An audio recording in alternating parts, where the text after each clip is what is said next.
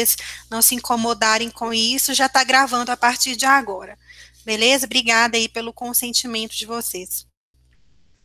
Como eu disse na abertura da segunda-feira, eu até perguntei para muitos de vocês se vocês gostariam que eu trouxesse alguns cases de algumas empresas para a gente poder analisar essas empresas juntos.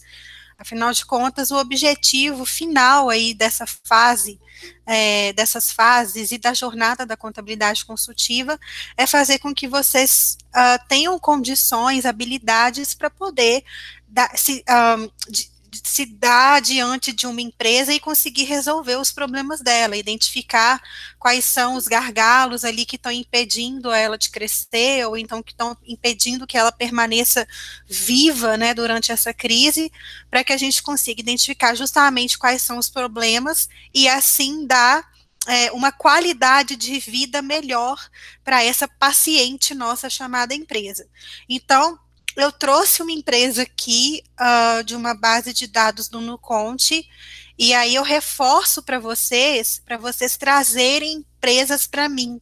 Tragam cases, de preferência, se tiver o balancete dessa empresa, melhor ainda, que aí a gente consegue subir ele para a plataforma para fazer as devidas análises. Então, se não tiver, tudo bem, a gente analisa com base nos dados qualitativos que você trouxer, né, a empresa está assim, está assado, parará, pororô, mas quanto mais dados quantitativos você tiver, mais dados contábeis, financeiros, mais a gente vai ter assertividade na hora de dar o diagnóstico para essa empresa, para dizer se ela está ou não está com Covid, né, ou se o problema dela é uma gestão mal feita mesmo ao longo de todos esses anos, né, eu vi até um meme esses dias que fala que tem um tanto de empresa falando que está morrendo de Covid, quando na verdade o problema dela é de má gestão. Então não se deixem iludir por aqueles empresários que falam que a empresa só quebrou por conta do Covid. No final das contas eram empresas que já estavam como zumbis antes mesmo da pandemia começar, por uma série de problemas, inclusive pelo próprio desconhecimento ou pela falta de amadurecimento do sócio, de não conseguir conduzir bem esses assuntos, né, e não dar o devido valor para a gestão e, sobretudo, né, não conseguir tomar decisão olhando os números da empresa e não somente o achismo.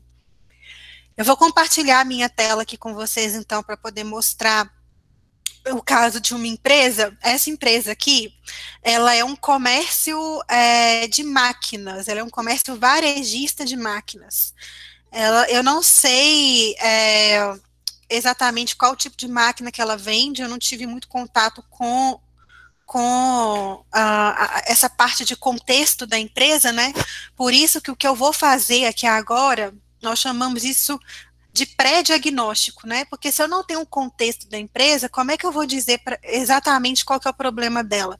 Se eu tenho os dados só do exame, né, só ali aquelas informações contábeis da empresa, sem entender direito qual que é o contexto dela, seja de mercado, seja de momento, né, se o sócio está pensando em fazer um investimento, se ele está, né, se a estratégia dele é justamente adquirir mais máquinas para venda, então, enfim, eu não tenho esse contexto, por isso a gente chama isso de pré-diagnóstico. E o pré-diagnóstico, ele é muito importante para ser feito, inclusive para quando nós estivermos contextualizando a empresa, ou seja, quando formos até o empresário para fazer as perguntas para ele, entender esse contexto onde a empresa está inserida, a gente já ir com algumas hipóteses, né? Então, vamos supor que a gente identificou ali que a empresa está com estoque muito alto, e isso está consumindo o caixa dela, os recursos dela.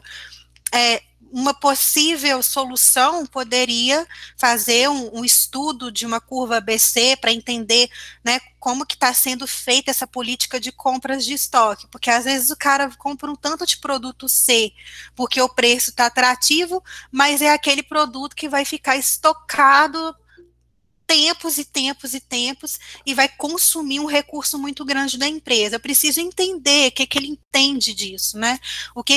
Se ele realmente faz esse estudo, se não faz, mas já é bom ir com algumas premissas levantadas, algumas hipóteses levantadas, para você não chegar lá com um papel em branco muito vazio e não saber direcionar corretamente as perguntas. Ter o papel vazio, no sentido de que você não sabe nada da empresa, é importante, porque te tira alguns vieses de confirmação. Num estudo científico, uma das coisas que mais prejudica um diagnóstico, uma tese bem fundamentada, é o tal do viés de confirmação. Né? Você já tem na sua cabeça que o problema daquela empresa é o estoque que está alto. Então, todas as perguntas que você faz, elas são direcionadas para confirmar isso. É o viés de confirmação. Isso pode prejudicar num determinado ponto onde você realmente quer ter uma visão hiperholística sobre todo o fundamento da empresa e não sei o quê. Só que, como a gente está falando de crise, como a gente está falando de uma situação onde a empresa pode estar realmente prestes a fechar a porta, talvez não cabe realmente um estudo muito aprofundado sobre todos os pilares e nuances da empresa, sendo que você está ali vendo, assim, está escancarado na sua cara que o estoque está alto e está consumindo.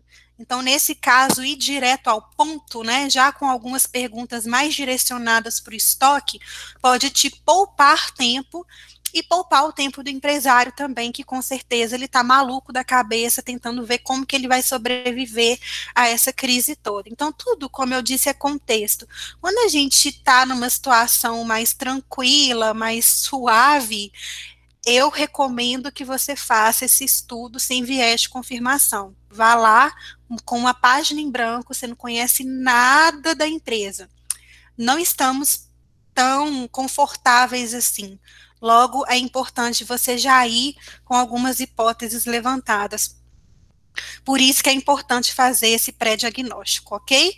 E o pré-diagnóstico você não afirma nada, a gente só levanta hipótese, né? Então a gente só faz suposições. E aí, com o empresário, junto com aquele contexto dele, junto com as coisas que ele for falando ali, a gente vai confirmando ou a gente vai refutando essas hipóteses levantadas, correto? Eu vou até mostrar aqui para vocês uma planilha que eu usava muito na Fato, que era de levantamento de hipóteses. Mas primeiro eu vou mostrar aqui a situação dessa empresa. Então, deixa eu compartilhar minha tela. Quando vocês estiverem vendo a minha tela, só me dão o ok aí, para eu saber que vocês estão vendo. Espera aí, só um pouquinho, deixa eu colocar o grid aqui.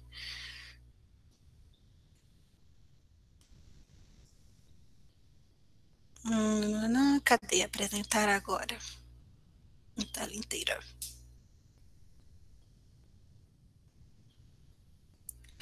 Bom, só me confirmem aí se vocês estão vendo a minha tela. Inclusive, não sei se vocês conhecem essa funcionalidade do Meet, né? A gente está fazendo essa reunião hoje pelo Meet. Isso aqui é o grid deles, né? Hoje você consegue ver todo mundo que está online, né? Então fica aí os quadradinhos das pessoas e fica mais fácil para você ver todo mundo, conversar. Caso vocês ainda não conheçam o grid, é só vocês colocarem lá no Google Meet Grid, que vai aparecer lá, a primeira coisa que aparece vai ser um site para vocês fazerem download, e o download é de extensão do Chrome, é esse daqui, tá vendo? É esse negócio aqui, ó, aqui chama, tá vendo? O Google Meet Grid View. Então fica, né, é uma dica para vocês na hora que estiverem conversando com a equipe de vocês conseguirem ver todo mundo dentro da mesma tela. Bacana, galera. Então, deixa eu mostrar aqui para vocês uma empresa, essa daqui, comércio de máquinas. Eu estava até analisando ela um pouquinho antes da gente começar a nossa conversa, acabou que eu não consegui fazer uma análise completa dela, não. Por que é importante vocês fazerem uma análise prévia da empresa antes de ir lá no empresário para poder coletar alguma informação, complementar alguma informação? Para vocês não caírem no mesmo problema que eu caí diversas vezes quando eu ainda estava na Fato, né, e eu estava tentando validar esse modelo de oferecer uma contabilidade mais gerencial, né, mais com esse propósito mesmo de ferramenta para tomada de decisão, utilizando gráficos e indicadores. O que eu fazia, deixa eu até interromper aqui o compartilhamento, porque eu quero até falar isso com vocês mais olho no olho. Uma coisa que eu fazia lá na época da Fato, para quem não sabe, né, gente, eu sou contadora, sou pós-graduada em controladoria, trabalhei durante a minha vida toda em escritório de contabilidade. Iniciei minha carreira como auxiliar contábil dentro do setor contábil, e depois eu me tornei gerente do setor contábil, para depois eu entender que não me cabia ali mais naquele escritório e abrir o meu próprio. E aí, depois de muitas porradas na cara, depois de ter dado tudo muito errado várias vezes, eu finalmente entendi que oferecer uma contabilidade gerencial para as pequenas empresas era de fato um meu propósito de vida, e uma forma que eu encontrei de fazer isso era justamente transformar o balancete, que era algo que o empresário não entendia, e traduzir isso numa forma que ele pelo menos parava para prestar atenção. E depois de ter apresentado esse negócio, na verdade começou com Excel, depois foi para um programinha ali que fazia essas conversões, né? E depois de depois de ter passado por muitas situações assim constrangedoras, eu entendi um pouquinho sobre esse negócio aí, que no final das contas não era pegar todos os dashboards. No Conte tem 5 ou 6 dashboards, o meu tinha 2, né, na época lá da Fato, e tinham 48 indicadores, gráficos e tal. E o que eu fazia? Eu ia no cliente e ia mostrando um por um. Então, ia falando, olha, essa lucratividade está baixa, uma parte disso é por conta do seu caixa, que não está sendo suficiente aí para poder honrar aí com as suas obrigações. E aí eu ia, né, na sequência, lucro, depois caixa, depois eu ia para a parte da DRE, depois eu ia seguindo uma historinha. Só que, cara, 48 indicadores sendo demonstrados, sem um determinado ponto, aquilo ali afunilar para um diagnóstico, por aqui, olha, isso daqui está ruim, e é isso que você precisa fazer para melhorar. O que acontecia é que esse empresário, ele ficava meio que de saco cheio. Já aconteceu de eu apresentar isso para cliente meu que cochilou no meio da reunião, sabe? O que, assim, que a princípio viu aquilo e falou, nossa, que interessante. Então, vamos lá, me conta. Aí eu lá, falando, e ele deu uma super pescada, e no final das contas falou, olha, muito legal isso aí, tipo, eu nem sabia que a contabilidade podia me trazer essa informação, mas na verdade eu já tenho isso no meu software aqui financeiro, então esses acompanhamentos, tudo isso que você falou, para mim nem é novidade, eu já tenho tudo isso aqui e tal. Eu fiquei arrasada, né, cara, aquilo para mim foi tipo, nossa, esse negócio não vai funcionar.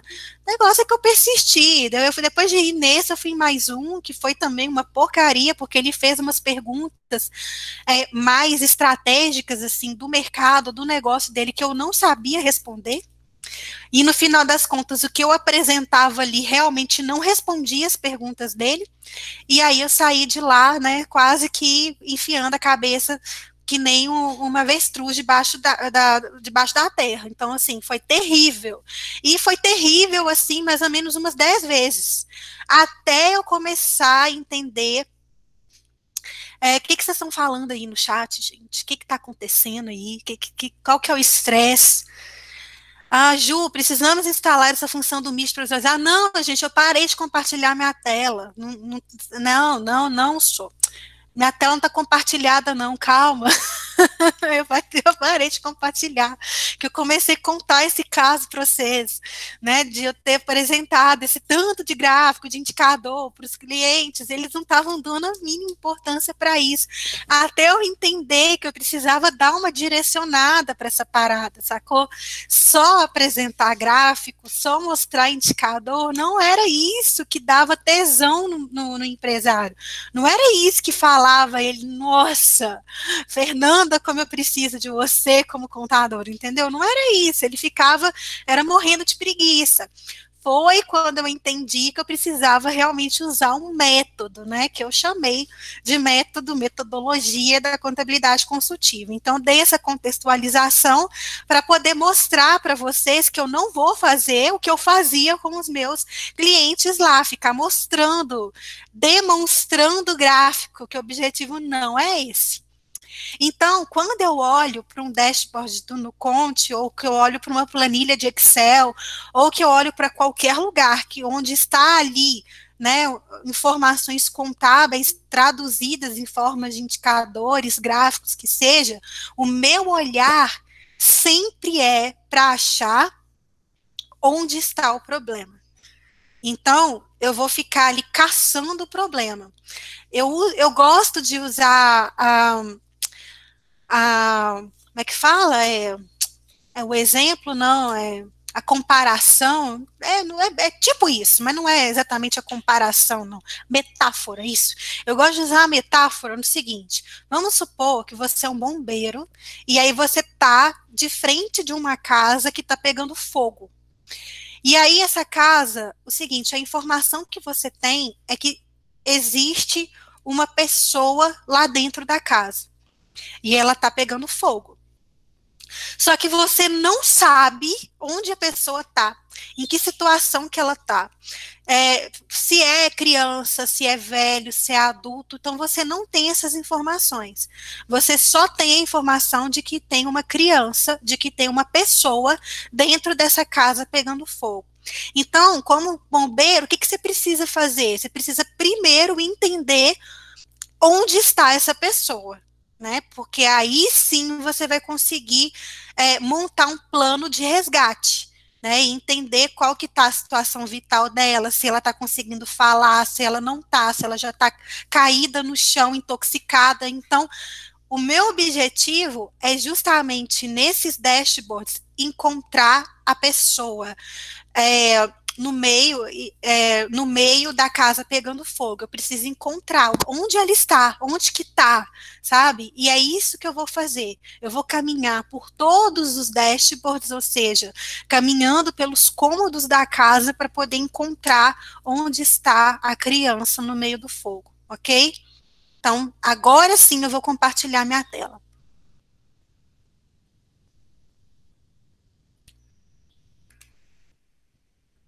Vamos lá, vamos lá, vamos lá. Vocês estão vendo, né? Então, deixa eu abrir aqui. Então, tá aqui, né? A casa pegando fogo. Dessa premissa eu sei. A casa pegando fogo, eu tenho que descobrir, né, onde que tá a pessoa para conseguir resgatar ela.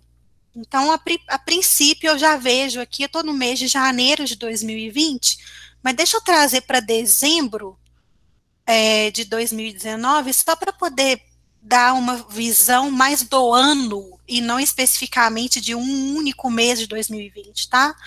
Então, eu vou trazer aqui para dezembro, que eu acho que dá um panorama melhor.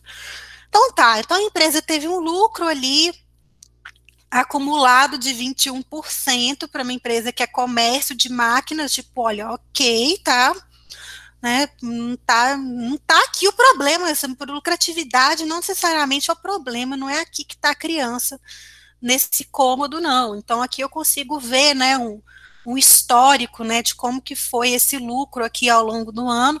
Eu sei que aqui no mês de novembro ela deu um puta de um prejuízo, mas ao longo do ano ela foi tendo lucrinhos e alguns prejuizinhos.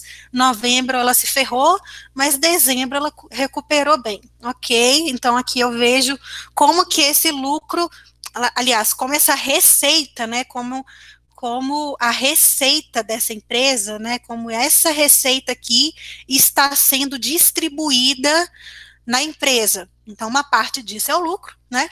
E o resto é o quê? São os gastos, são impostos, fornecedores, pessoal. Vocês lembram que eu mostrei para vocês um caso, né? Isso lá na abertura, que o departamento pessoal da empresa representava, eu acho que 70% da receita, né? O peso da folha lá estava 69% mais ou menos, ou seja, qualquer ação que deveria ser feita para mitigar, para reduzir os gastos dessa empresa, com certeza o primeiro olhar seria para a folha. Agora, o que acontece com esse tipo de empresa aqui que é comércio, né? Normalmente, o peso da folha ele é muito pequeno, né? De fato, o que mais representa gastos para uma empresa que é comércio são os fornecedores, são as compras. E aí, o que acontece com esse cidadão empresário aqui? Ele te liga desesperadamente, depois que saem as MPs, né? E fala para você demitir meia dúzia de funcionários, fala para você se virar com a questão da folha desse cliente, sendo que, na verdade, mesmo que se você pegue todo o pessoal e mande ele embora, não vai ser isso dar o jogo dessa empresa. Não é isso, ali 1%, pelo amor de Deus. Então não é esse caso, né, gente? É essa empresa que a gente, qualquer coisa referente à folha, eu vou simplesmente ignorar. A princípio, né? Eu estou aqui olhando as prioridades, onde a criança está chorando, é onde eu preciso ir para resgatar o bebê que está lá, né, no meio do fogo lá da casa. Então, folha, se esquece, você pode fechar aquele cômodo lá, que não, por enquanto não é ali que a gente vai olhar. Mas, em contrapartida, a gente tem aí mais da metade dessa receita sendo destinada para fornecedores. Até aí tudo bem, porque se a empresa consegue se sustentar dessa forma, eu acho isso maravilhoso, não tem problema nenhum. Né? Pode ser considerado natural um fornecedor representar isso, mais de 50% dos gastos da receita. Mas aí eu começo a ver uns bizil aqui, olha só. Essa aqui é a variação de caixa da empresa, né? Isso não quer dizer, esses 235 mil aqui, gente, só para esclarecer, não quer dizer que esse é o saldo de caixa da empresa lá no final de 31 de dezembro. Isso quer dizer que de novembro para dezembro, a gente teve um aumento de 235 mil no caixa.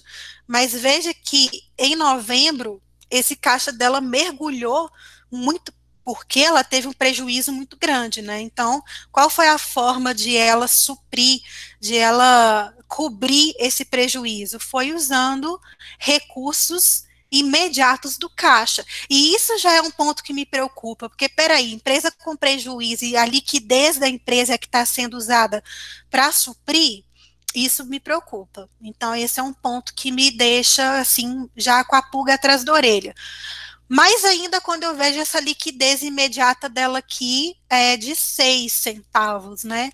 Ou seja, a liquidez da empresa, ela está comprometida. Se ela precisar ali, por exemplo, pagar uma rescisão de supetão, né? Ah, não, manda todo mundo embora. A primeira coisa que eu faria para esse cara é nem fudendo. Eu faria nem fudendo. Você não vai mandar ninguém embora, você nem tem dinheiro para pagar, amigo. Você não tem dinheiro para pagar. Calma aí, calma aí. Vamos ver aqui a necessidade de capital de giro da empresa indo lá para as alturas. Meu Deus do céu, esse negócio aqui é outra coisa que me incomoda. E o EBITDA dela crescendo, tá? Isso aqui, então, o EBITDA não é uma coisa que eu vou olhar. Então, assim, tá vendo? Ó, 3 coisas me chamou a atenção. Muito gasto com fornecedor, uma necessidade de capital de giro subindo, assim, que nem gráfico de Covid, né? Que nem isso, né? Que nem número de casos de Covid, está crescendo exponencial, tá horrível isso aqui.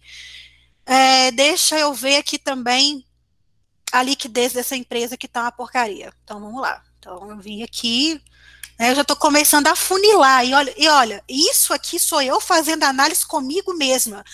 Pelo amor de Deus, não faça isso na frente do empresário, senão ele vai ficar olhando para você com cara de plasta, porque ele tá pouco interessado em saber quais são qual que é o método que você utiliza de análise, entendeu? Isso aqui você faz pré-conversar com o empresário.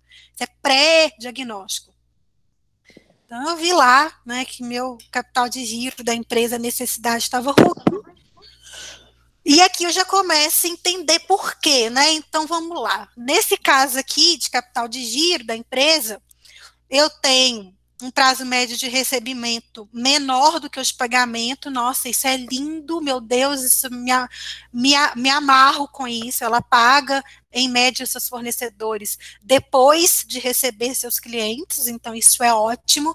Só que a gente tem uma enconha aqui chamado estoque. Prazo médio de estocagem dessa empresa, ele não tá lá essas coisas não, porque o ciclo financeiro da empresa está positivo de 52 dias, né? Então, o que é o ciclo financeiro? É a soma do prazo médio de pagamento, mais o de estocagem, menos o de recebimento. Isso me deu 52 dias aí de ciclo financeiro.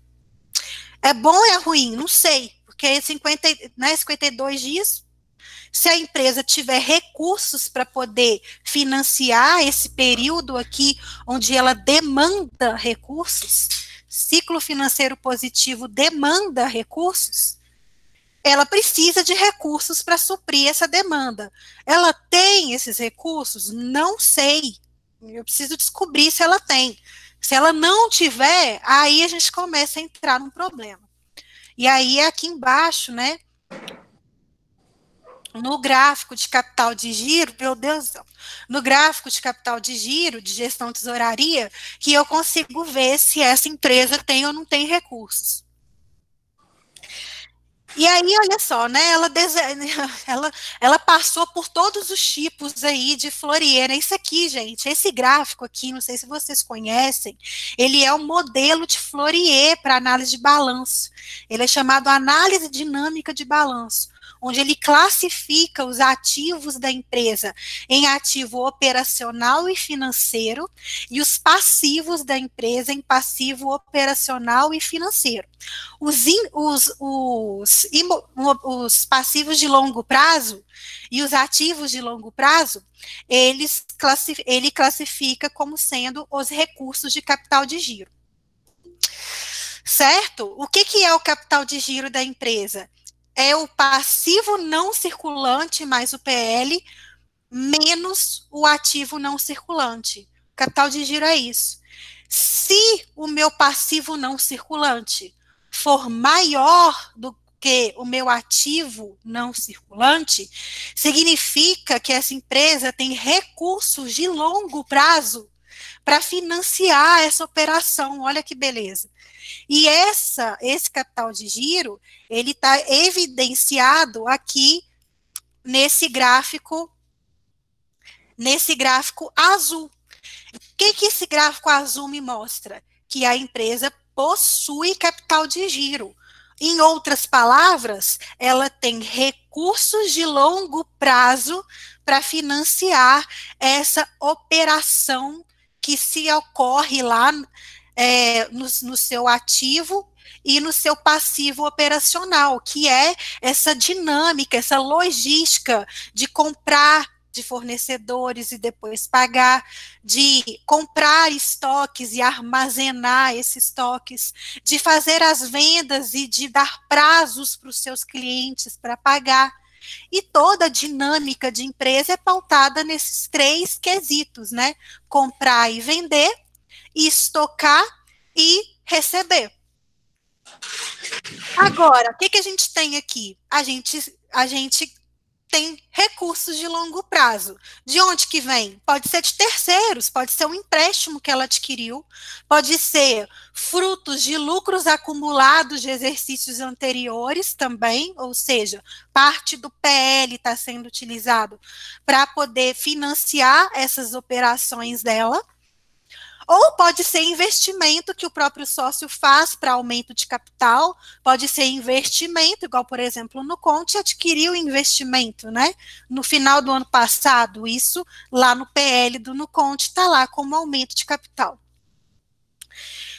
E aí, essa é a grande questão. Esse recurso disponível, ele é suficiente, ele é suficiente para honrar com essa necessidade de capital de giro?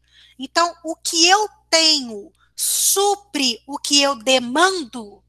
Essa pergunta a gente responde com esse gráfico de necessidade de capital de giro. E essa resposta, eu já tenho ela.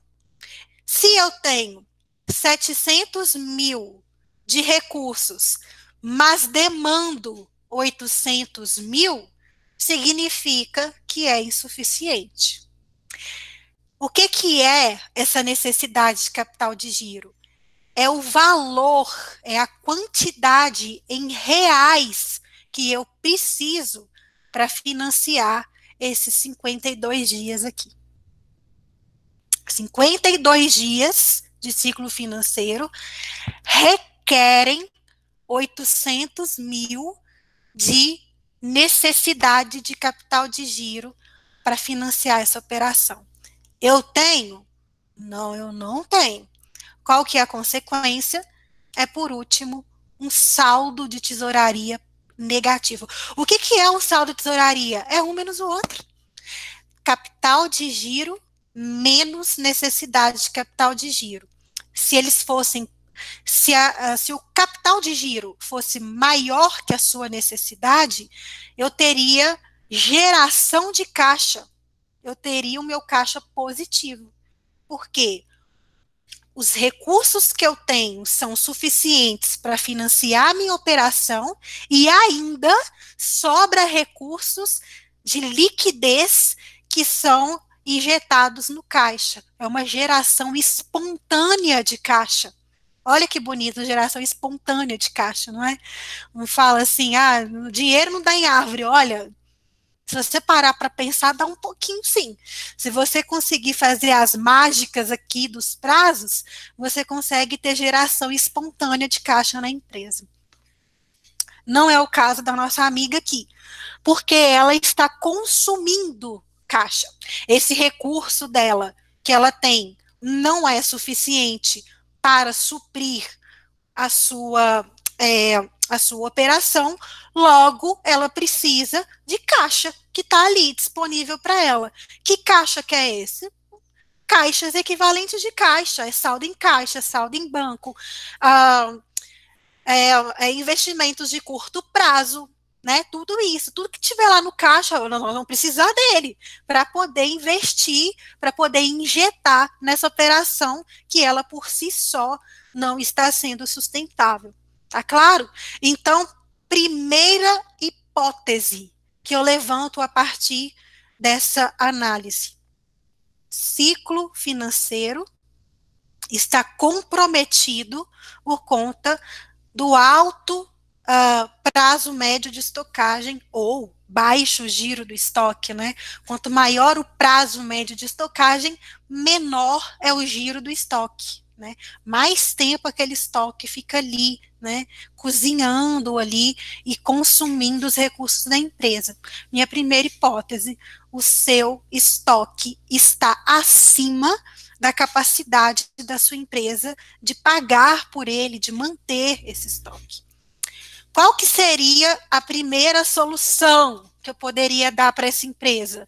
Cara, vamos vender esse estoque, né, meu amigo?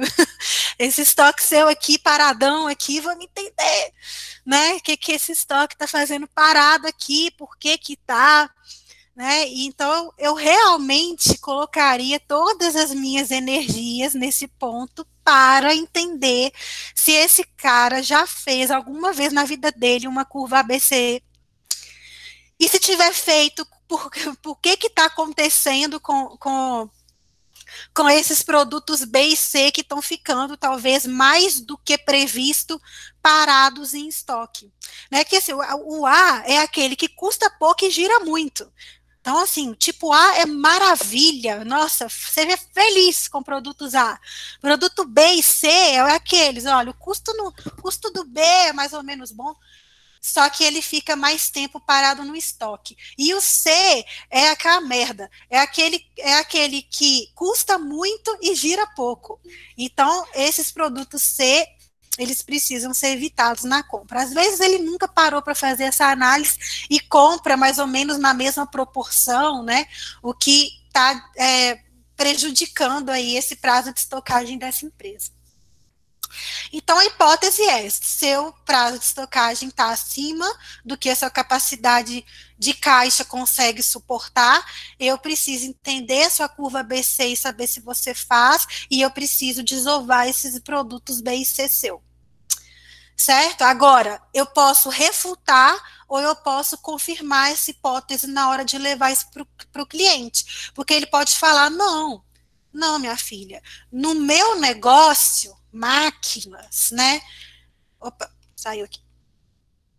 No meu negócio, máquinas é uma coisa que demora para girar, né? Não é uma coisa que eu vou conseguir vender em 2 dias, em 3 dias, é uma coisa que demora mais tempo mesmo, é natural que seja esse prazo. O problema meu aqui não está sendo no estoque. Ah, tá, não está sendo estoque, então aí eu vou ter que continuar investigando, né? Então a gente não pode ter só uma bala de prata, porque eu vejo que o estoque aqui é sim um problema, mas eu tenho que tentar achar outros possíveis problemas que estejam comprometendo o resultado dessa empresa. Eu vou parar de compartilhar a minha tela aqui nesse momento, só para eu poder colher o feedback de vocês sobre essa minha apresentação, porque eu quero entender 2 coisas.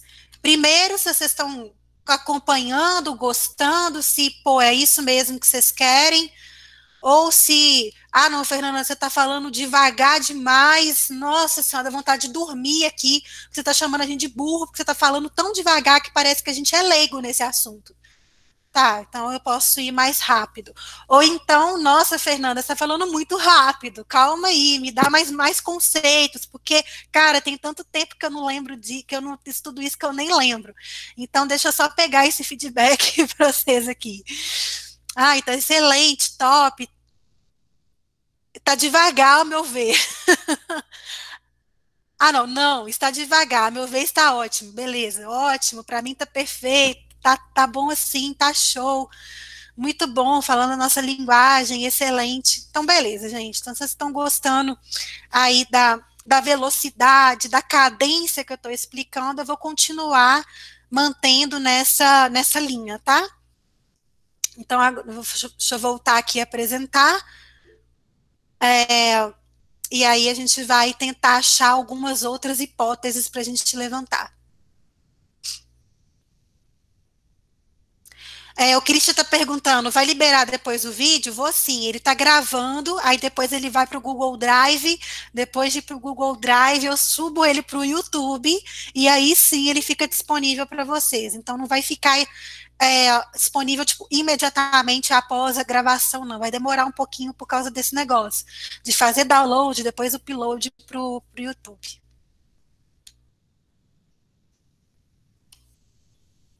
Vamos lá, compartilhar de novo a tela. Voltemos aqui, então, para a avaliação. Eu estava vendo o EBITDA dela lá aquela hora e a gente viu que esse EBITDA dela tá, sei lá. É porque, assim, a EBITDA, gente, é uma coisa que quem olha muito para isso é investidor. Então, vamos supor que a empresa está ali querendo vender, está querendo, né, fazer alguma coisa nesse sentido, um M&A e tal. E aí, a primeira coisa que o investidor olha é o EBITDA dela, porque, né, exclui aí algumas questões contábeis que não entram na conta, e o EBITDA de 16%, ele é bom ou é ruim? Não sei. Na verdade, assim, eu diria que para comércio não tá bom, não. Eu não, assim, pelo que eu vejo de experiência, eu não sou expert em comércio, não sou mesmo, né? Minha vida sempre foi na área de serviço. Eu sei que um EBITDA bom na área de serviço está em torno de 40%, e um EBITDA na área de comércio eventual que seja menor mesmo, né? Agora, 16, cara, eu não sei, eu acho que é baixo. Não daria, não botaria muita fé nessa empresa, não, mas vamos lá. Um valor de liquidação dessa empresa não está muito bom também, não. O que é o valor de liquidação da empresa? Quando a gente vê esses gráficos para baixo aqui, ó, abaixo da linha do zero, você pode ter problema, tem boi na linha aí, tem alguma coisa. O valor de liquidação é o seguinte: se eu fosse fechar a empresa hoje, quanto que teria? Quanto que sobraria ou quanto que eu sairia disso devendo, sabe? Então, assim, olha, fechei as portas. Tudo que eu tenho aqui, eu vou transformar isso em liquidez, uma forma de vender, para eu poder quitar minhas dívidas e aí sobrar alguma graninha para eu poder investir num outro negócio. Ou não, eu vou continuar com um monte de dívida.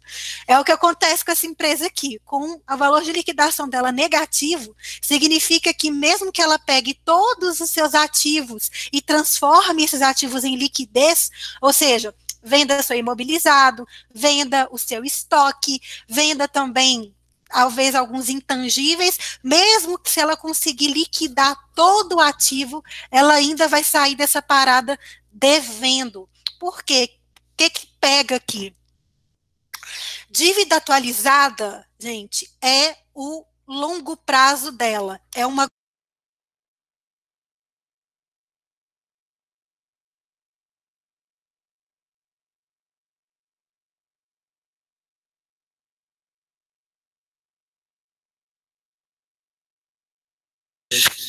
Ô Fê, seu microfone tá mutado. Volta aí.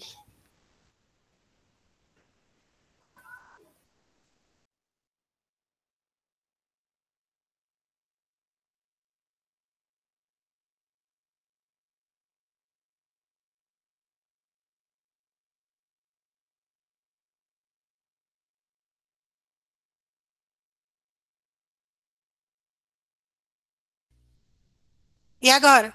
Deu? Agora voltou, tranquilo. Até onde vocês ouviram? Mas foi 2 minutinhos que voltou aí. 2 minutinhos atrás. Tá, então, 2 minutinhos. Então, vocês conseguiram pegar essa Eu fala estava aqui falando da dívida atualizada. da dívida atualizada, ok. Então, beleza. Então, eu vou continuar a partir da dívida atualizada, então. Obrigada, gente. Alguém mutou meu microfone, tá? E aí, só explicando para vocês que se vocês mutam meu microfone, muda para todo. Ele fica mudo para todo mundo. Então, por favor, não mutem meu microfone. Vamos lá continuar, então. Eu estava falando, então, da dívida atualizada. O que eu estava querendo dizer aqui é o seguinte: que essa empresa, se ela fechar as portas, ela ainda sai devendo. E aí a gente tem que entender aqui por que ela está com tanta dívida assim. Dívida atualizada, ela é de longo prazo. E não é esse o cerne da questão, né? Ela tem um não circulante muito baixo, de 75 mil, frente a um circulante altíssimo, né? 6 milhões, né? Então, se a gente pegasse hoje somente o que é de liquidez nessa empresa, que são os caixas e equivalentes de caixa, no valor de 390 mil, a gente já está fudido, né? Porque a gente não teria condição de honrar com essas dívidas de curto prazo. Mesmo se a gente pegasse todos os nossos clientes que nós demos prazo, a gente tem aqui um valor de 3 milhões e 500 mil. Então, mesmo se eu recebesse à vista de todos os meus clientes hoje, eu ainda não teria condição de honrar com essa obrigação. E aí, mesmo se eu pegasse o meu estoque, o meu imobilizado, e vendesse ele a valor presente, né? Por isso que existe uma depreciação aqui, ó. E essa depreciação, gente, não é a depreciação que já está lá no balanço. Ela é a depreciação que já vem depois do balanço. Então, esse valor que veio aqui, ele já estava depreciado com a depreciação do balanço, e aqui eu depreciei ele 30 e o imobilizado 40 para poder trazer ele para valor presente, para vender e de forma imediata, à vista. Então, mesmo se eu fizesse isso, eu ainda não teria condição de honrar com essa mega dívida que ela tem aqui, né? Isso me traz alguns problemas com essa empresa de liquidez, como a gente já viu lá, né, que os índices de liquidez dessa empresa não são bons. Todos os índices dela estão abaixo de 0, exceto o de liquidez geral, que é esse aqui, né, é o amarelinho, que é o de liquidez geral, que é o ativo e que é o ativo e o passivo. Então, é o único, né, que a gente tem ele acima de 1. Todos os outros índices de liquidez, eles estão abaixo de 1. E aí a gente também tem essas constatações aqui também que são perigosas, né? Uma empresa é considerada, deixa eu até parar de compartilhar aqui para mostrar para vocês alguns conceitos disso aqui. Só um minutinho que tem meu telefone tocando aqui, só que eu não vou atender, não. Peraí, deixa eu parar de compartilhar essa tela para poder falar aqui para vocês algumas coisas.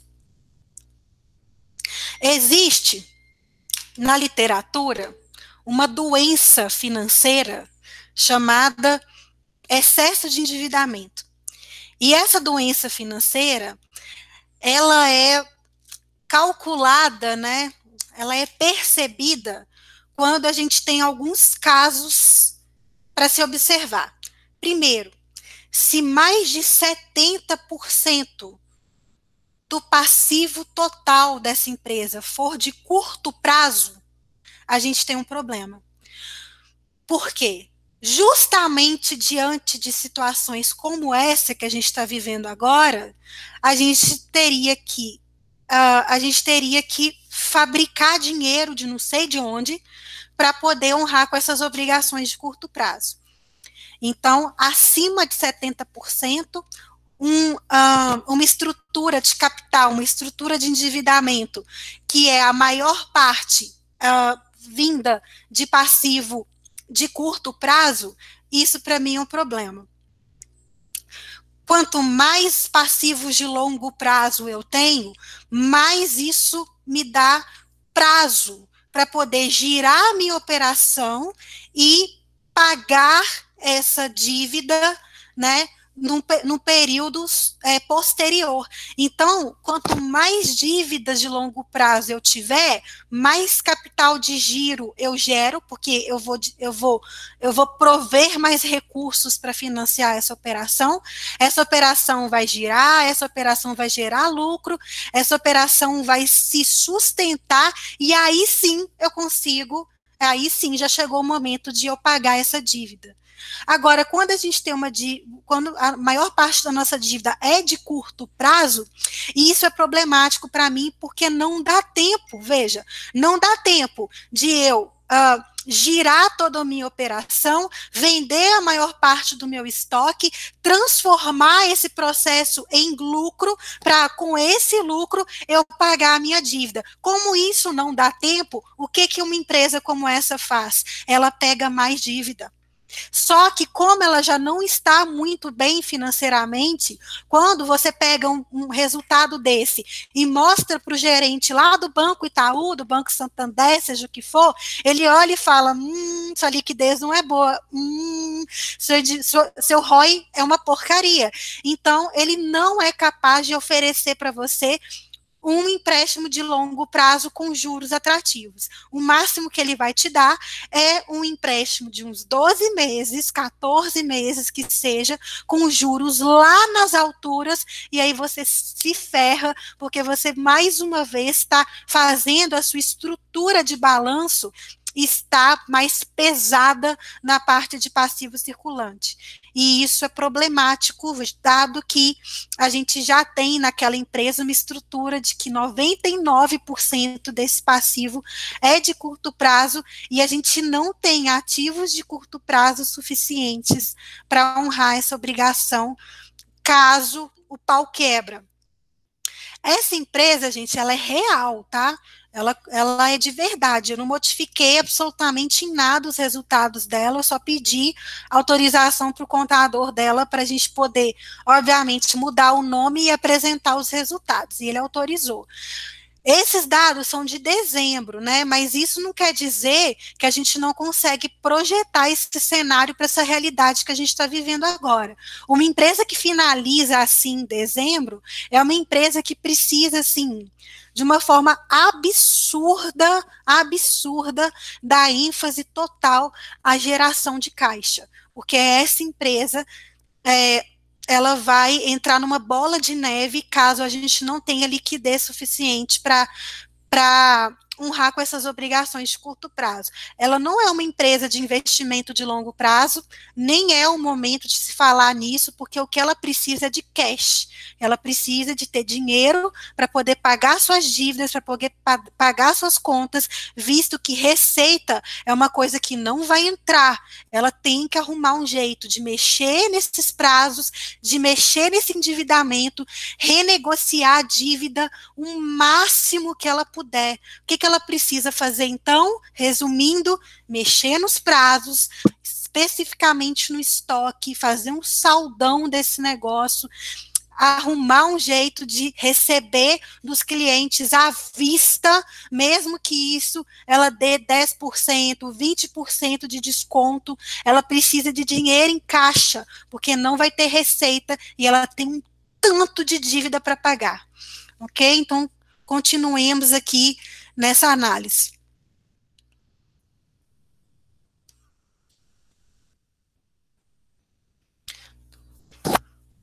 Então tá, a gente tem uma estrutura de capital dessa empresa ruim, que a gente já chegou, né, a essa conclusão, 99% dessa dívida está de curto prazo, e isso me traz uma dor de cabeça imensa, e nessa doença chamada excesso de endividamento, mais de 70% da dívida de curto prazo é uma causa, né? Então, ali eu já colocaria isso como uma causa dessa doença, e uma outra causa seria um leverage acima de 3,33. O que é o leverage? Leverage é o ROI sobre o ROA, é o retorno, o retorno do PL sobre o retorno dos ativos. Se eu tiver um leverage acima de 3,33, significa que essa empresa está com alto índice de endividamento e é muito provável que quem botou dinheiro nessa empresa está muito puto, porque o retorno não está vindo, ou está vindo num percentual abaixo do esperado. Então, qual que é a conclusão que a gente tem aqui? Primeiro, a maior parte do financiamento dessa empresa é de terceiros, quando a gente coloca no passivo circulante. A gente está falando de endividamentos de terceiros, né? Visto que capital próprio estaria no PL, e a gente já viu ali que não é o caso. Parte dessa empresa é financiada sim pelo PL, tanto é que a gente tem um retorno de PL aqui que é relativamente alto. Então, olha, para o capital próprio dessa empresa, para o sócio em si, tá até ok, né, esse retorno, tá? Pô, tá bacana ali. Agora, para quem pôs dinheiro nessa empresa, ele tá vomitando na cara desse sócio, porque, cara, essa grana que eu pus aí não tá valendo a pena para mim, não. É uma empresa, senhoras e senhores, diagnosticada, portanto, com excesso de endividamento. Maior parte da dívida de curto prazo, ou seja, quem realmente alavanca essa empresa e mantém e financia essa operação são provenientes de recursos são provenientes de recursos de terceiros. O PL dela está alto, está dando esse retorno alto, porque deve ser uma mixaria de recursos próprios que financia essa operação. Por isso que está dando um resultado grande, ela não financia muita coisa mesmo. Então, tipo, eu coloco um tiquinho e retorno um tiquinho, sabe? Então, não é isso, não é o PL, não é capital próprio que financia essa operação. São os terceiros. E cadê isso? Está na forma de dívidas de curto prazo onerosas, né? Porque ela foi lá no banco e pegou empréstimo, e os próprios fornecedores, folha de pagamento, ou seja, tudo aquilo para quem a gente dá prazo para pagar, de fato estão financiando a nossa operação. Agora, vamos supor, essa é uma empresa comércio de máquinas, né? E aí vamos supor que ela vai vender para, sei lá, para a FCA, que é uma empresa da Fiat, que fica aqui em Minas, e ela está querendo comprar uma máquina específica lá para os trens dela, não sei o que, vai comprar. Aí essa... Não, minto, gente, vou usar outro exemplo, vou usar o exemplo do contrário, vou usar o exemplo que essa empresa aqui, ela precisa comprar uma máquina. Ela precisa adquirir uma máquina e vai lá negociar com o fornecedor dela para falar o seguinte: velho, preciso comprar uma máquina, só que eu preciso que você me dê prazo para poder girar meu capital de giro, fraga. Então eu preciso aí, cara, me dá uns 60 dias. Não, minto, me dá uns 90 dias. Não, vamos combinar? Me dá uns 120 dias para poder te pagar aí essa máquina aí que eu vou comprar? Claro, meu amigo, me dê aqui o seu balanço, que eu vou dar uma analisada. Aí, na hora que abre o balanço do cara, ele está todo endividado, ele olha para o ROA, não está uma merda, não está dando o resultado que deveria dar. Olha ali a empresa toda completamente alavancada com recursos de curto prazo, e sabe quando que essa empresa vai pagar esses 120 dias? Nunca. A chance dele dar calote nesse fornecedor é muito grande. Dado isso, o cara vai virar para ele e vai falar: olha, infelizmente a gente não pode te dar crédito, né? Então, o máximo que eu posso fazer aqui é você me dar uma entrada de 90% e os outros 10% eu financio para você aí em 3 parcelas. É isso. Ele não vai dar o risco de entrar naquela bololô de dívida que ele tem ali, né, de 6 milhões, e vai olhar para aquilo e vai falar: o quê? Nem a pau que eu vou dar meu dinheiro, meu rico dinheirinho para esse cara aqui, não vou deixar você girar o seu negócio com o meu rico dinheirinho, né? Então, quando a gente vem aqui, né, imagina lá o fornecedor olhando para isso aqui: o quê? Você está querendo que eu entre no meio dessa bolota aqui, sendo que você não me dá retorno desse ativo seu, que porcaria de ativo seu, e esse estoque seu parado? Meu filho, sinto muito. É 90% à vista, o resto eu te parcelo em 3 vezes. Então é isso, a mesma coisa. No banco ele falaria, né, o gerente do banco lá falaria a mesma coisa: assim, meu filho, eu não tenho condição de te dar crédito não, colega. Né? Então, me mostra que essa operação sua dá dinheiro, e aí a gente pode conversar. Caso contrário, sem chance. Então, senhoras e senhores, essa é uma empresa doente, com excesso de endividamento. Agora eu posso chegar, deixa eu ver se a Ananda falou alguma coisa dessa empresa aqui. Agora, se eu posso chegar lá no cliente e falar isso para ele, desse jeito que eu estou falando aqui para vocês? Não posso, né, gente? Peraí, deixa eu parar de compartilhar aqui. Vem cá só. Meu Deus do céu. Vem cá, deixa eu parar de compartilhar. Ok, parei de compartilhar. Então, a questão, né, gente, que nós não podemos resumir o nosso trabalho apenas nessa análise. Por isso que eu chamo isso de pré-diagnóstico. Não temos as respostas, eu tenho um pré-diagnóstico de endividamento, de excesso de endividamento, E eu não posso afirmar isso sem antes coletar o contexto dessa empresa. Porque ele pode virar para mim e dizer que naquele momento ele sim tomou o risco de se alavancar para que ele pudesse adquirir máquinas mais novas, mais recentes no mercado, para que ele pudesse ter mais saída dessas máquinas, né? Então, a gente tem que sempre levar em consideração. Lembrando que ela é um comércio, né? Essas máquinas, elas não são de imobilizada, elas estão no estoque. São máquinas que ela vende. Por isso que o imobilizado dela ali nem é alto. Então, a gente tem que entender qual que é essa fotografia que a gente está vendo, né? Se a gente não souber em quais ocasiões de clima, de tempo, de temperatura, essa foto foi tirada, a gente vai acabar tirando conclusões erradas. Então, após o pré-diagnóstico, você já levantou um tanto de premissa, né, do estoque, do excesso de endividamento, da possível renegociação com fornecedores.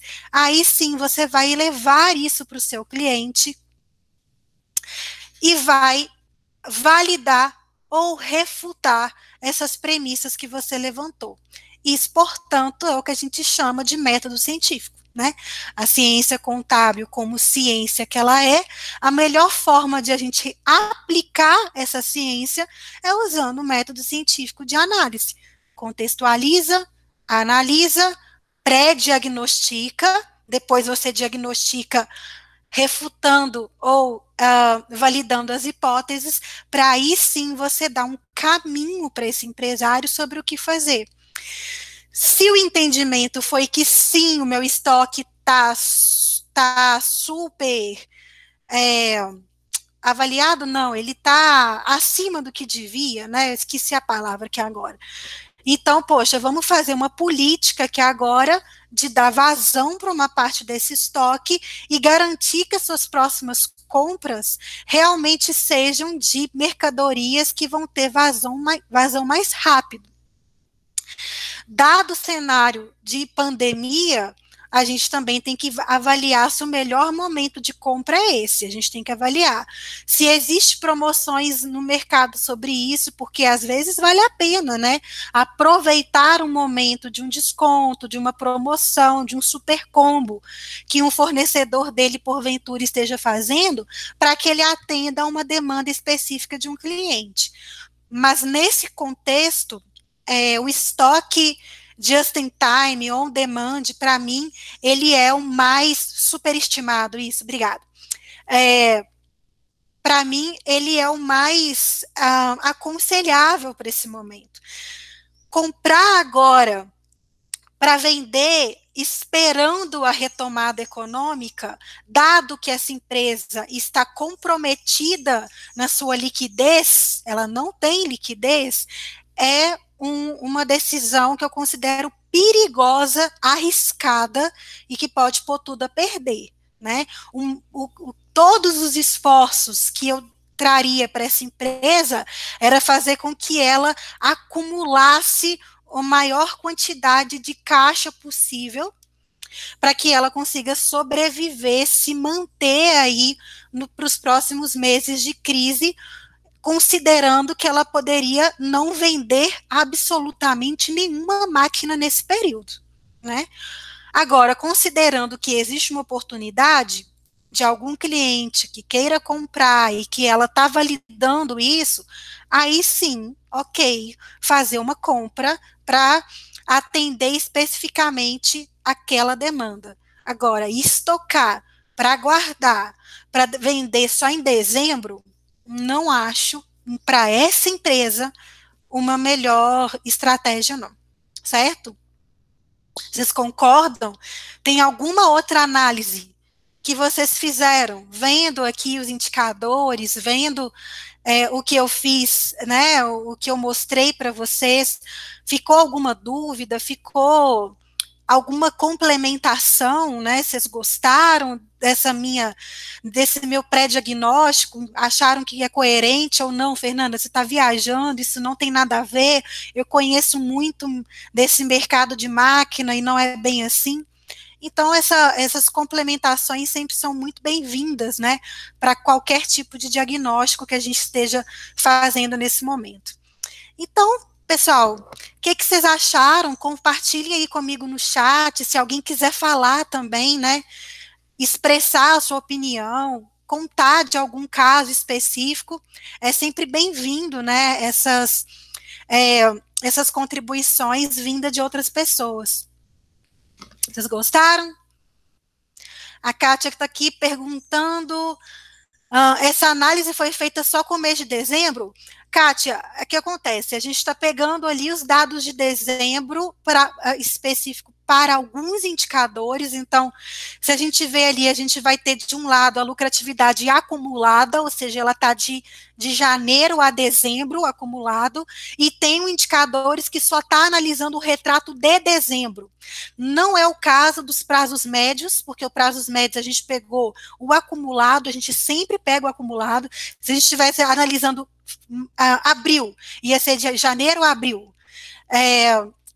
Então, assim, é mesclado. Parte dessas análises são feitas com base apenas no retrato de dezembro, e a outra parte, sobretudo, para os indicadores patrimoniais, né, de liquidez, os próprios prazos, etc., a gente leva em consideração, sim, o acumulado.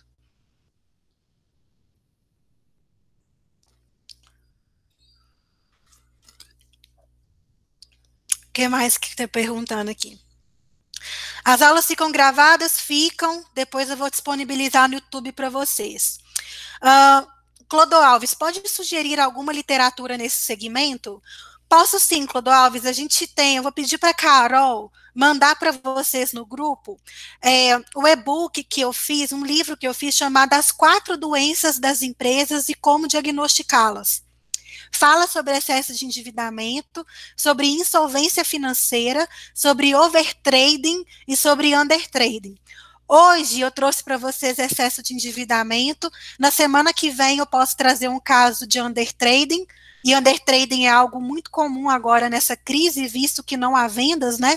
O que é undertrading? É baixas vendas frente ao PL. Então, quer dizer, a gente tem lá uma capacidade produtiva da empresa de estar vendendo acima, só que ela não consegue porque o mercado não está comprando, né? Então, na semana que vem eu vou trazer um caso de undertrading. E por aí vai, né? Na próxima posso fazer de overtrading, na outra de insolvência, e por aí vai. Vamos ver se tem mais pergunta. A Kátia, num cenário preditivo, o Nuconte nos auxilia na construção de cenários? Sim, Kátia, deixa eu te mostrar aqui. Deixa eu te mostrar uma feature do Nuconte que nós temos, e estamos ainda também validando. Então, aqui, ó, vamos supor que a gente chegou na conclusão de que a gente precisava comparar esse cenário aqui, né, essa informação ela veio diretamente do balancete, né? Então, aqui a gente está apenas evidenciando os dados contábeis. Mas vamos supor que eu quero alterar isso, eu quero construir um novo cenário para a gente poder fazer uma comparação. A gente vem aqui em dados e cenários, então a gente pode comparar, viu, Kátia? Os dados originais com os dados de cenário. Então, eu posso vir aqui, Kátia, e mudar essa informação. Eu posso colocar outros valores. Você tem alterações que ainda não foram salvas. Não, filha, eu quero criar um novo cenário. Então, eu vou criar um novo cenário, que é esse aqui.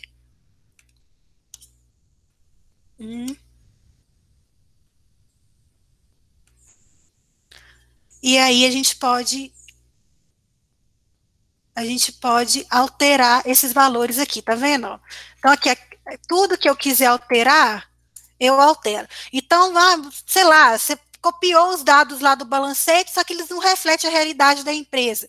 Esse caixa não é 180 mil, é muito menos, é 20 mil. Então, vou vir aqui e vou colocar aqui 20 mil. Por que meu zero não está funcionando, gente? Que enconha sou. 20 mil, isso. E assim por diante, tá vendo? Então, depois eu consigo fazer essa comparação. Meu ativo saiu de 7 milhões para 2 milhões, né? Aí eu consigo realmente fazer essas comparativas, né? Dos dados originais que eu importei, e se eu quiser que eles sejam exatamente iguais, é só fazer isso aqui, tá vendo? Então, eu posso copiar. Ah, não, na verdade, meu fornecedor não é 3 milhões e 400, isso aí, né, isso aí, porque veio errado, a contabilidade contabilizou errado, ou então o cliente não me mandou a informação certa. Então, eu venho aqui e mudo, o verdadeiro valor no meu fornecedor é esse, certo? Eu posso mudar aqui do jeito que eu quiser, ou simplesmente copiar a informação tal como veio do balancete. Aqui, gente, eu consigo resolver dois problemas, né? Eu consigo criar um cenário de forma a comparar, por exemplo, a gente entender que a gente precisa vender estoque, né? Mas o quanto, né? Então, eu posso ir lá fazendo brincadeiras com esse estoque e diminuindo o valor dele até eu conseguir chegar num prazo, num ciclo financeiro ideal para que a minha necessidade de capital de giro seja menor que o capital de giro. Então, eu posso ir fazendo suposição. Ah, não, deixa eu colocar esse estoque aqui, que era 3 milhões, né? Deixa eu colocar ele 2, vamos ver se resolve. Ah, não, 2 ainda não. Deixa eu colocar 1,5 milhão. Ah, não, 1,5 milhão deu. Ah, então quer dizer que eu preciso desovar metade desse estoque. Com esses dados e cenários, eu consigo fazer essas brincadeirinhas. E, além disso, eu consigo ajustar o que veio errado da contabilidade, porque o financeiro não reflete a realidade, né?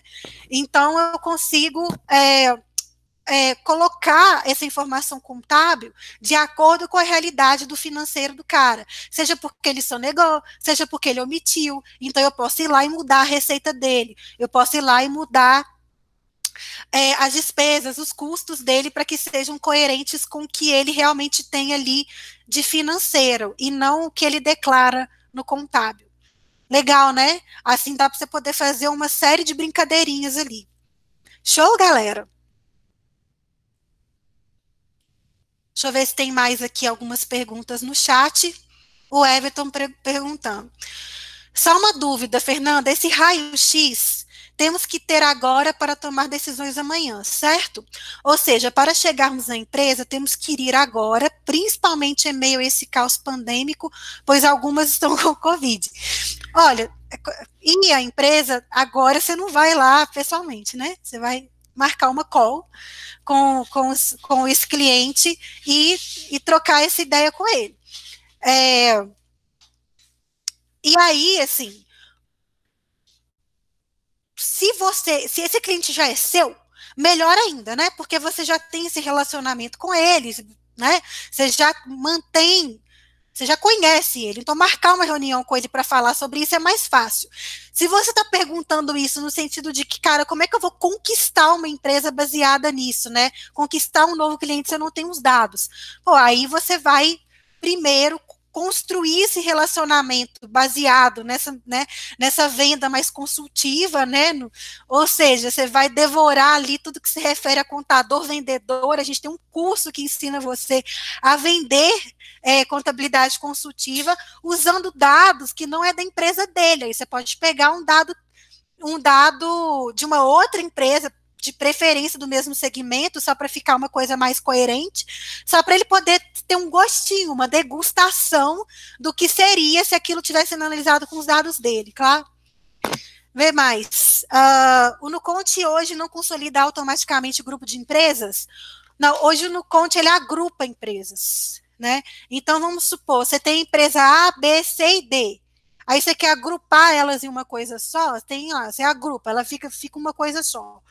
Por que agrupar é diferente de consolidar? Porque o Nuconte não faz ele não faz automaticamente as exclusões de de vendas entre pares, né, entre vendas de mesma empresa, fornecedores e tal. Então, essa parte você tem que fazer manual. Aí você tem que ir lá em dados e cenários, e onde tem as partes onde elas vendem entre si, aí você tem que ir lá e tirar isso. Beleza? Fernanda, diante de dados levantados, é possível predizer os períodos futuros com base nos dados que nós temos hoje, ou no Conte como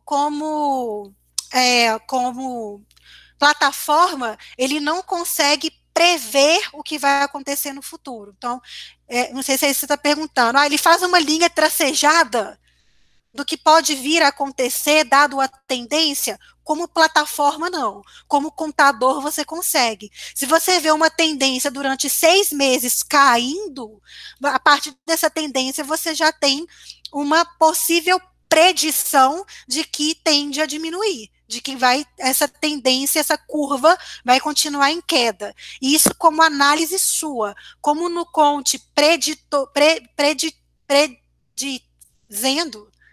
previndo, sei lá qual que é a palavra, mas o Nuconte fazendo essa predição tracejada, isso ainda a gente não faz.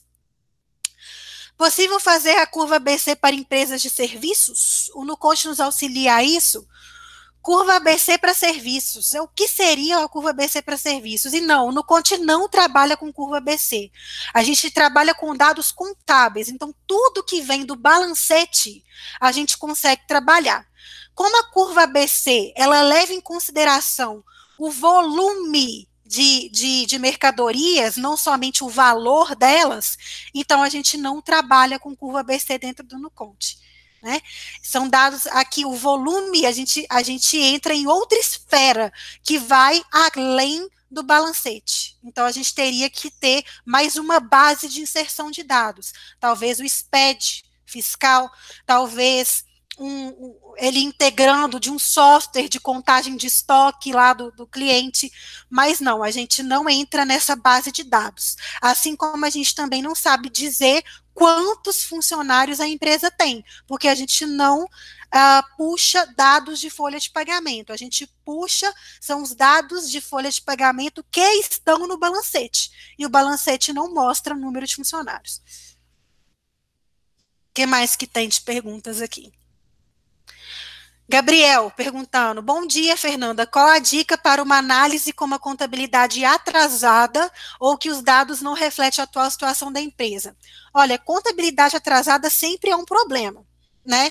Então, o que você poderia fazer é importar dados até onde você tem e criar cenários daquela forma que eu mostrei, né, que eu compartilhei a telas que eu mostrei cenários. Então, você vai criar, vamos supor que você tem a contabilidade até dezembro, aí você cria o cenário de janeiro, você cria o cenário de fevereiro, março, abril, maio, por aí em diante.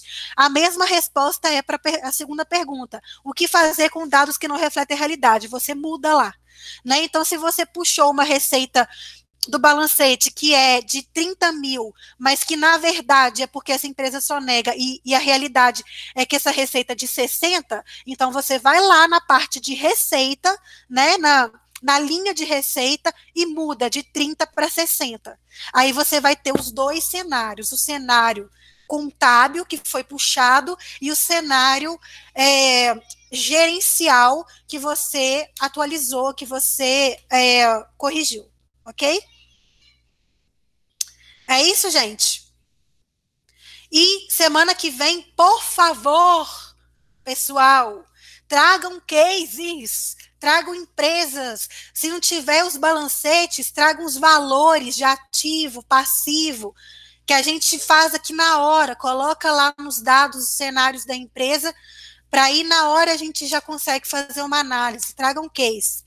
A pessoa perguntou como que traz esses cases. Estou lá nos grupos de WhatsApp, pode me chamar no particular, pode enviar para a Carol, é lá nos grupos mesmo que você compartilha com a gente. O Cairo perguntou, a criação de cenários aparece nos gráficos? Aparece. Então, você tem como ainda comparar o gráfico original versus o gráfico do cenário que você criou. Aí, na semana que vem, já que a gente já está 1h30 aqui, na semana que vem eu mostro isso para vocês, beleza? cenários e dados criados versus a realidade que foi importada de uma empresa. Show? Gostaram? Gostou desse negócio de de poder inserir manualmente ali essas discrepâncias que dá entre a informação contábil e a real? Bacana, né? É uma forma da gente realmente não ficar dependendo somente do empresário ser bonzinho e mandar tudo bonitinho para você. Então é isso, galera. Espero que vocês tenham gostado. Se possível, por gentileza, me dá uns feedbacks lá nos grupos do CSC, só para estimular para que outras pessoas, né? São 600 pessoas que estão fazendo parte dessa jornada, e a gente teve aqui o pico de 57, 58, e depois, se vocês puderem, lá nos próprios grupos, deem um feedback sobre o que vocês acharam dessa mentoria hoje, dessa aula, para que as outras pessoas também se sintam engajadas em participar. Show, galera? Então, beijo para vocês, boa sexta-feira, bom final de semana, e lembrando que hoje à tarde, o Pedro Henrique, ele vai continuar dando mentorias, tirando dúvidas mais gerenciais, do tipo, como fazer minha equipe engajar, como fazer meu cliente ser convencido, como que eu posso vender esse negócio. Então, é mais a parte de gestão aí, né, do escritório contábil, na parte de vendas, na parte de processos, e às 2 horas ele vai fazer esse trabalho com vocês. Show? Tamo junto, beijo para vocês. Qualquer coisa é só me chamar lá no grupo. É isso aí, tchau, tchau.